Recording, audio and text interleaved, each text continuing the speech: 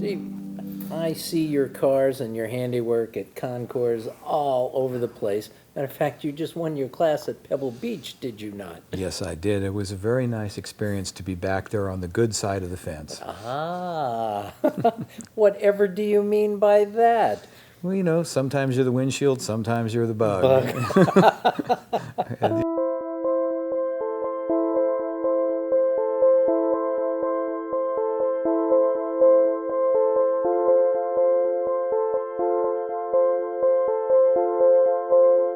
I mean, I had a voracious appetite for model kits. I mean, I'd save up my lunch money and go buy one every Saturday, which, much to the consternation of my father, didn't want me to be a, quote, mechanic. My father forbid me to work on automobiles when I got my first car. You know, he was a great provider, and my brother and I had a very stable life, you know, as children, but he just wasn't connected to us. And by the time he said that to me, it was years too late.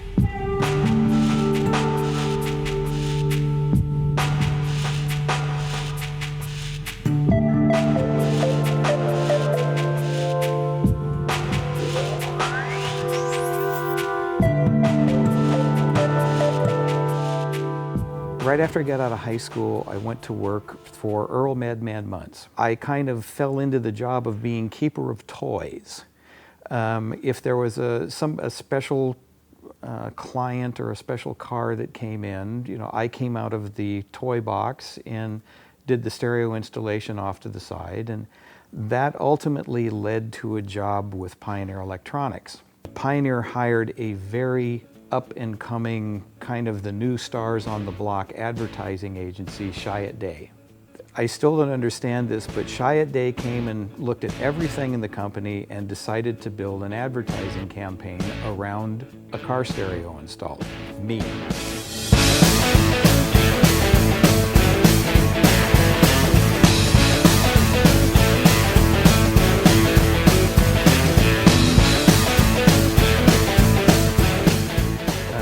Chiat Day nailed it with that advertising campaign, and suddenly, you know, I'm doing things that I never imagined doing. I mean, I was kind of a, you know, biker from the San Fernando Valley that just lucked into a great job. I was given a contract for the advertising. I knew nothing about contracts, didn't know a thing.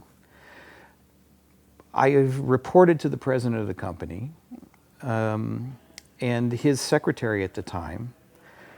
I went to her and I said, okay, what do I do with this? You know, the only thing like this I ever signed is a traffic citation.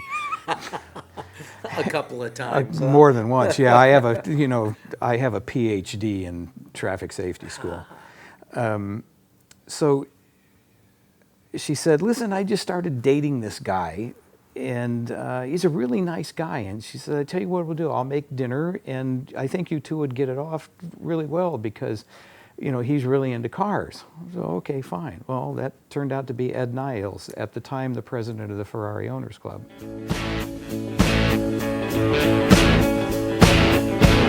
The first installment on the advertising contract bought me my first house, and the second installment bought me my very first Ferrari.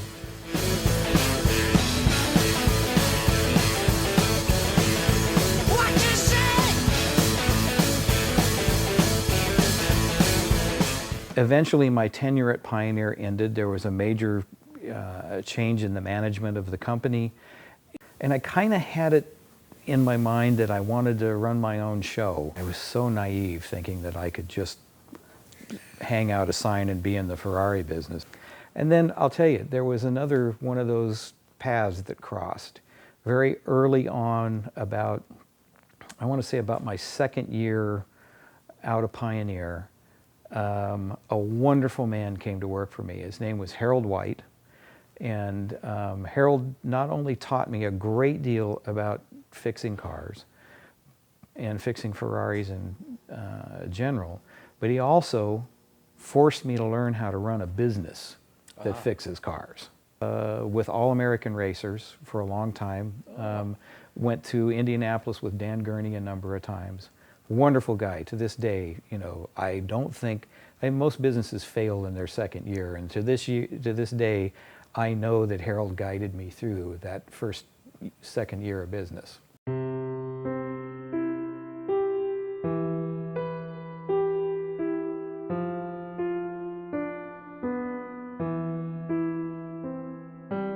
The future is highly dependent upon new blood coming into the workforce.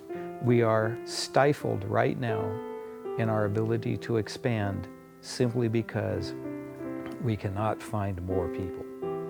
And I don't necessarily mean more heavily experienced people.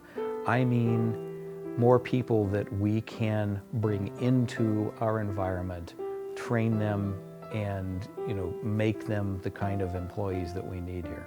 They're trying to go back out to schools, reestablish vocational education. Not everybody needs to or is going to benefit from going to college. To school at James Monroe High School out in the San Fernando Valley. I was going to be an architect and spent the first summer out of high school sitting at a drafting table. Hated it. Yeah.